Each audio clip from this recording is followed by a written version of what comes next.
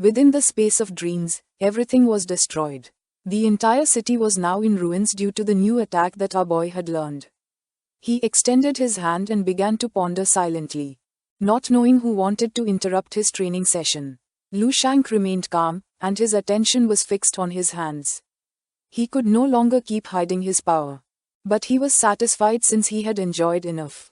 During this year, he did not remember how much metal or illiquid he had absorbed or how many high-energy substances he had consumed. Lu Shank's eyes began to shine with confidence, and a smile appeared on his face. The Blood Master had been condensing and fragmenting ceaselessly. Immortal cells had grown frantically. And now their number had reached 183. Lu Shank began to use his power, making martial fire emerge from the palm of his hand. His attention fixed on it. He had 9 times more immortal cells than a year ago. Things had changed a lot. Before he could not face a martial saint, but now he was going to be able to kill them without problems. He began to imagine his body, with his heart shining intensely. His body had also reached its limit. The stellar patterns covered his entire body. If he wanted to continue obtaining more immortal cells, he needed to reach the 9th level and use the power of the great force of heaven and earth to break through the limitations of the current phase of the stellar immortal body. Lu Shank's eyes began to shine with calmness.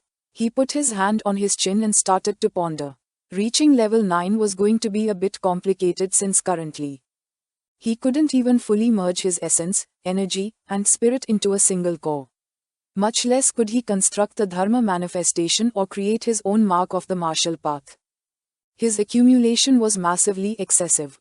He began to imagine Martial Saint Chaoji dressed as a pizza maker. He clenched his fists and, with a serious gaze, started kneading the dough.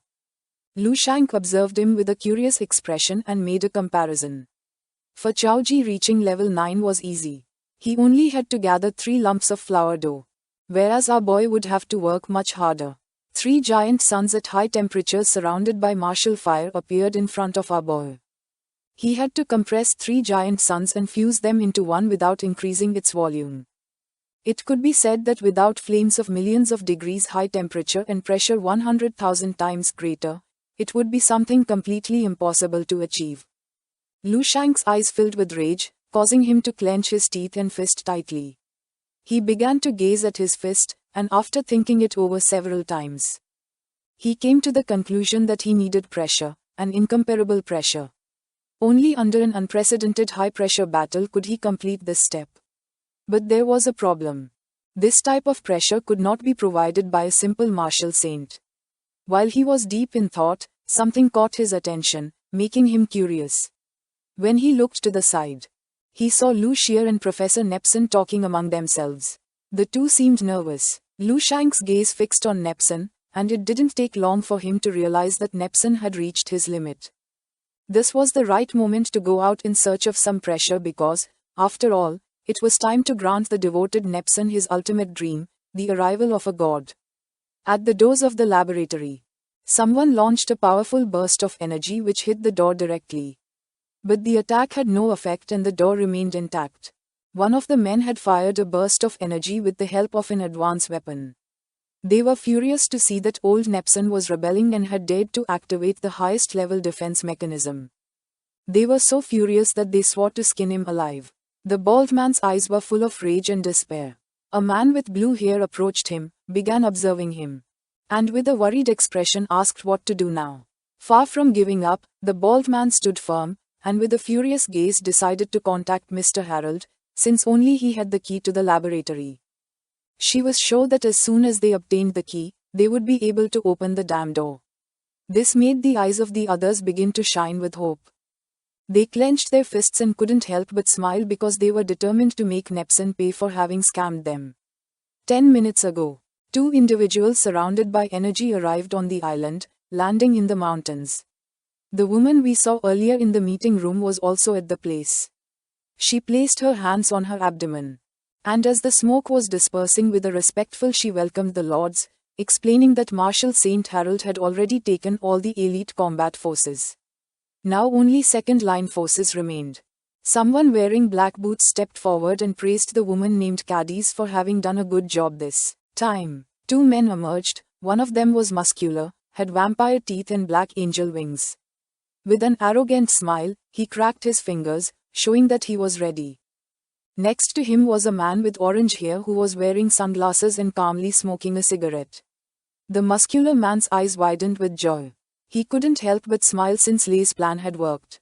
Lei began to walk toward him, extended his hand, and with a proud smile mentioned that the first collaboration between Darkstar and the Black Magic Society had been a complete success. And by the time Harold reacted, the entire Golden Ring Island would already be a pile of rubble. Recapping what had happened, in the assassination operation against the Marshall Street.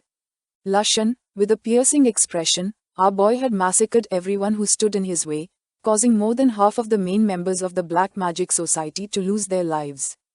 Instead of waiting for Ringmark and Darkstar to divide up the benefits in the battle for the crystals, it was better to take the initiative, attacking first and leaving Ringmark's main base in ruins. The additional gains could be split into a 20 minutes 80 portion with Darkstar, and this way, not only would losses be minimized, but even a small profit could be obtained. As for the news about the new energy crystal deposit, it was also intentionally leaked as part of the plan. The two men began to walk toward the mountains. And Lei decided it was time to completely destroy Ringmark's base. A wicked smile appeared on his face. His eyes were full of anticipation as he couldn't wait to see Harold's expression of anger and surprise when he returned and saw the rubble of the island. At the same time, inside the laboratory, Lucia went to the security room, and using her knowledge, she used the computer to activate the monitoring system. The life bar of the door was decreasing faster than before. Her attention was fixed on the screen, and with an uncertain gaze, she revealed that they had gone to look for the key that Lord Harold had, asking what to do now. While Lu Sheng was sleeping inside the capsule, Professor Nepson crossed his arms, closed his eyes, and began to think about what to do now since there wasn't much time. Lu Sheng continued sleeping and absorbing the metallary liquid. Nepson turned around and his attention focused on Lu Sheng. He started sweating and his eyes widened in desperation. He didn't know what to do since he had bet everything, and each time the heartbeat of the god grew stronger. Consumed by despair, Nepson knelt before Lu Sheng and began to pray, asking him to please wake up. Several minutes passed and Lu Sheng did not wake up. Nepson raised his head and started sweating like crazy. With a sincere expression, he asked God to reveal to the world the truths buried by time. The integrity bar of the defense system was dropping rapidly. It was now at 15%. Lu Sheng's eyes were full of worry. She approached Nepson, placed her hands on his shoulder, and with a concerned gaze, revealed that the protection shield's time was about to run out. Only 15% of the remaining time was left. Upon hearing this, Nepson's eyes widened in surprise and fear, believing that all his effort had been for nothing and that everything was going to end here. But then, the crystal of the capsule began to crack, and upon feeling this, Lu Sheng's and Nepson's attention focused on it. Both were open-mouthed and somewhat surprised. The crystal of the capsule broke into pieces, causing the liquid to spill outside. Lu Sheng, who had his eyes closed, slowly began to make movements, until several seconds later. He opened his eyes and started to show a penetrating gaze. With a calm expression, he extended his hand and began to use his power, making energy appear in the palm of his hand. He stepped out of the capsule and used the manifestation of energy, transforming the energy into clothing. With a smile, he began to walk toward Lucia and Nepson. Their jaws dropped, and their gazes fixed on Lu Sheng, causing their eyes to widen in surprise upon seeing that the god had finally resurrected. Still with his mouth open, Nepson approached Lu Sheng and welcomed him, revealing that now that the great god had awakened, his glory was going to illuminate the entire world. Lu Sheng walked past him, began observing him, and with a serene gaze praised Nepson for having done a good job, revealing that he knew everything he had done for him. Nepson clasped his hands together, and his eyes widened with joy. He couldn't help but smile and feel excited upon realizing he had been recognized by God, thinking that now his entire life had been worth it. Lu Sheng took out an energy crystal, and while holding it in his hand, he turned to Nepson and asked with a smile if this thing was called an energy crystal. Nepson and Lucia knelt before Lu Sheng as a sign of respect. While our boy was examining the energy crystal, Nepso N explained that it was a treasure valuable enough to drive a level 9 martial master crazy. Its energy was immensely powerful. And the small piece Lu Sheng held in his hands was equivalent to a small nuclear reactor. Lucia rested her hands on her knees and remained listening in astonishment, silently. Lu Sheng turned around and with a calm and grateful expression, thanked Nepson for the explanation, and then put the energy crystal in his pocket. It was no wonder that he had gained 7 immortal cells at once. For him, energy crystals were something interesting. He decided to keep one as a sample. Lu Sheng approached the table. And while grabbing the phone, he thanked Nepson for waking him from his lethargy. He planned to use the phone to send them a message. Nepson and Lucia, who were still on their knees, became somewhat curious, and the professor mentioned that it was an honor for him, and also asked if they could know his name. Our boy grabbed the phone and after unlocking it, started writing a message, revealing that his name was Lu Sheng. Lucia's eyes filled with suspicion. She leaned toward Nepson's ear and mentioned that this god was somewhat strange.